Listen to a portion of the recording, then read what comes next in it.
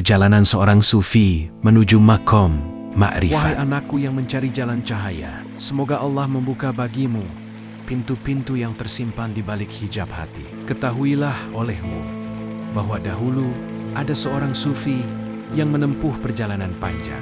Berjalan tidak dengan kaki, tetapi dengan si rahasia hati yang menjadi tunggangan para pencari.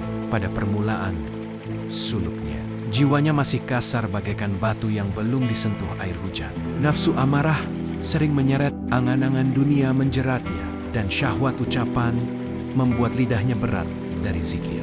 Namun ia tidak gentar, karena ia mengenal satu kalimat agung. Man tharoka albab sula ala syaba, yang mengetuk pintu, niscaya akan dibukakan. Maka ia memulai riadahnya. Siang ia berpuasa, malam ia berdiri dalam hening panjang, mengulang-ulang nama Tuhannya, seakan menorehkan cahaya di dada. Kadang ia merasa dekat, namun seketika jauh kembali. Kadang hatinya jernih, bagai cermin, namun sesaat kemudian buram oleh kelalaian. Itulah jalan para arif.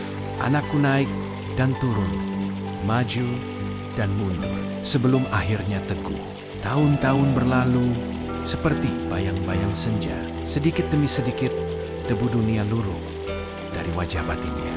Lisannya menjadi lembut, karena ia tahu setiap kata akan dimintai saksi. Pandangannya menjadi rendah, sebab ia melihat dirinya lebih kecil dari debu di bawah telapak kaki orang tawadu. Dan hatinya menjadi luas, karena ia sadar bahwa kebesaran Allah tidak dapat dipikul oleh dada yang sempit. Ketika hijab pertama tersingkap, ia melihat tanda-tandanya dalam tiap gerak diam. Ketika hijab kedua tersingkap, ia melihat romet nia mendahului murka. Ketika hijab ketiga tersingkap, ia melihat dirinya hanyalah bayangan dalam cahaya Tuhan. Dan ketika hijab berikutnya runtuh bagai kelopak yang gugur, ia tidak melihat apapun di hadapannya kecuali Dia. Itulah awal dari makrifat, bukan puncaknya, sebab makrifat tidak bertepi sebagaimana lautan tidak berpantai.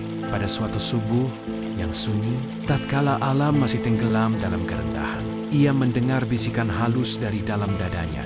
Bukan suara, melainkan pengertian. Wahai hamba, engkau tidak pernah jauh dariku, kecuali sejauh lalai yang engkau buat sendiri. Maka menangislah ia. Tangis yang tidak menyedihkan, tetapi menenangkan.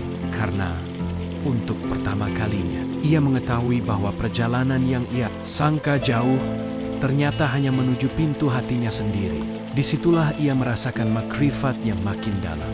Mengetahui Tuhan, bukan dari deskripsi lisan, tetapi dari kehadiran yang dirasakan oleh hati yang berserah. Ia pun tenggelam dalam kesunyian yang penuh cahaya, menjalani hari-harinya tanpa pamrih, tanpa ingin terlihat, karena ia sudah kenyang oleh kedekatan yang tidak bisa dituliskan.